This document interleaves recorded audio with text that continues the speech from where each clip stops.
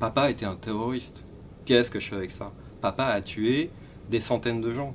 Qu'est-ce que je peux faire avec ça? Est-ce que je peux vivre avec ça?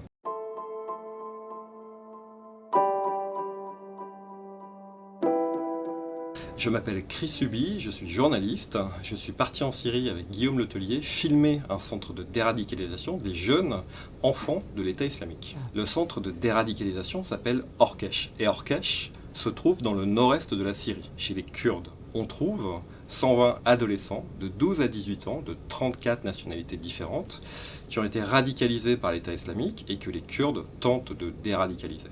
Et évidemment, il y avait 4 Français à l'intérieur. Ces jeunes gens se divisent en 2 groupes. Il y a ceux qui ont été radicalisés par leurs parents et qui, pour beaucoup, ont combattu dans les rangs de l'État islamique dans les années 2014 jusqu'à 2019 à peu près. Et il y a ceux qui représentent encore la majorité aujourd'hui, qui ont été simplement kidnappés par leurs parents et qui n'ont rien fait. Quand ils sont arrivés à Raqqa, il faut comprendre déjà que la plupart avaient moins de 10 ans. C'était il y a une dizaine d'années, aujourd'hui ils ont 18, 19, 20 ans. Leur vie, ils nous l'ont résumé, était terrible. Il y a des bombes, il y a des décapitations en pleine rue, il y a des tueries en pleine rue, il y a la charia de manière extrême qui est appliquée. Et les enfants l'ont tous dit, ils étaient choqués. On le voit dans le reportage, Hamza qui raconte que des gens coupaient la tête des autres autour de lui et que c'était normalisé en fait. Donc évidemment qu'il y a du traumatisme visuel très rapidement. Ensuite évidemment l'État islamique a essayé de s'occuper de leur cas, a essayé pour beaucoup de les entraîner. Pour certains, ils ont accepté, pour d'autres, ils ont été obligés, d'autres ont refusé, mais quoi qu'il arrive, ça a été forcément compliqué. L'idée, c'est que les autorités kurdes, pour déradicaliser tous ces enfants, d'abord les mélangent entre eux. Déjà, le mélange permet effectivement à certains de se modérer. C'est la première des choses, c'est le plus important, c'est le mélange. Et la deuxième des choses, c'est que les Kurdes donnent des cours et s'occupent des gamins sur la longueur. Donc on voit effectivement depuis 2018-2019 que certains d'entre eux, on va dire que ça représente aujourd'hui à peu près 40%, se modèrent et ont du recul sur ce qu'ils ont vécu.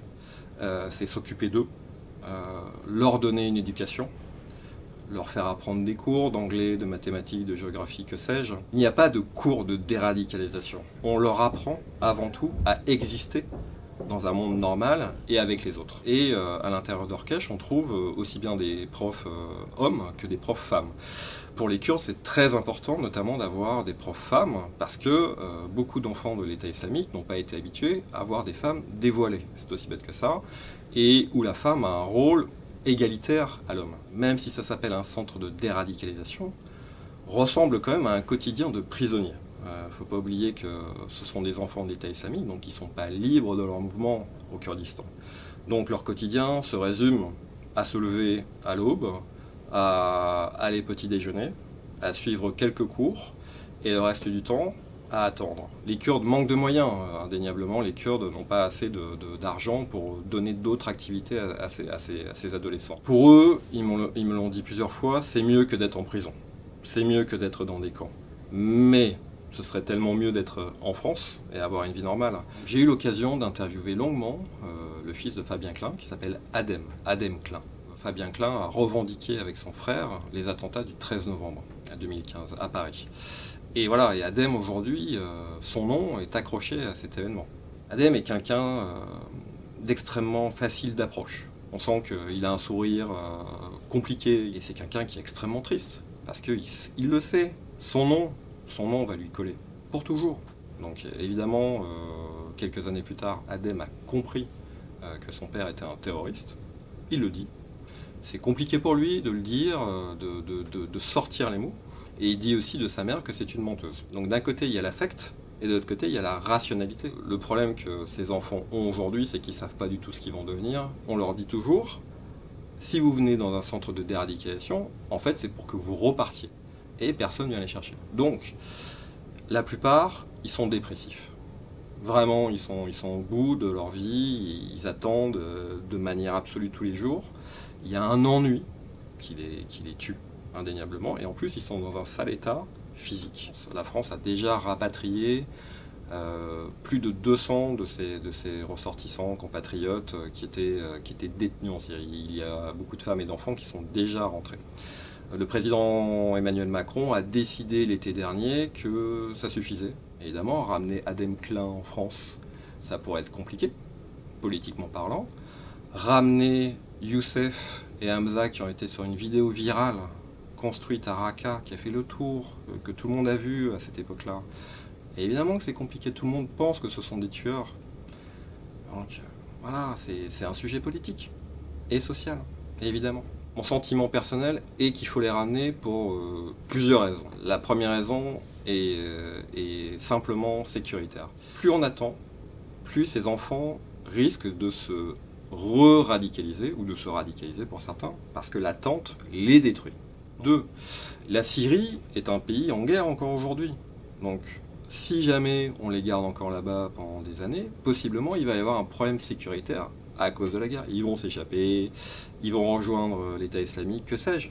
3. Évidemment, c'est la problématique simplement humanitaire. Ces gamins sont fragiles, ces gamins sont déradicalisés. La moindre des choses, c'est qu'on leur laisse une chance. Et évidemment qu'il ne faut pas faire ça n'importe comment, on ne les laisse pas dans la nature. Il faut qu'il y ait un suivi psychologique, sécuritaire. On n'est pas naïf et à un moment donné, on ne sait pas exactement ce que ça pourrait donner. Mais pour nous, pour la société française, ce sont aussi des outils pour qu'on comprenne ce que c'est. Eux, ils ont vécu le truc. Donc, c'est les meilleurs porteurs de messages. Quelqu'un comme Hamza, qui a combattu, n'a qu'une envie, c'est de raconter à des petits jeunes qui auraient peut-être envie de faire le djihad. Mon gars, c'est peut-être pas une bonne idée, parce que la guerre, t'as peut-être vu ça à la télé, dans les jeux vidéo, machin, mais c'est un peu plus compliqué que ça. L'État islamique, eh ben mon gars, tu connais pas, tu sais pas ce que c'est. Donc moi, je vais te raconter. Si on les laisse là-bas, c'est une erreur. Si on les ramène, ça peut être vraiment positif pour plein de gens. Ils n'ont qu'une envie, c'est de vivre normalement. Voilà, donc il faut leur laisser la chance. Alors nous avons fait le choix de ne pas diffuser les visages et les images des enfants sur les réseaux sociaux parce que tout simplement c'est dangereux pour eux. Ce sont autant de cas difficiles parce que ce sont des gamins qui ont été associés à l'État islamique directement ou indirectement. En tout cas ils ont vécu à Raqqa et ce sont la cible naturelle de beaucoup de gens. Donc on protège leur anonymat. Par contre, effectivement, nous les avons interviewés longuement à visage découvert et vous pouvez retrouver ça lors de la diffusion ou bien évidemment lors du replay sur France.tv. Si tu veux voir notre reportage en intégralité, n'hésite pas, clique ici. Si tu veux voir notre dernière vidéo, surtout, c'est là.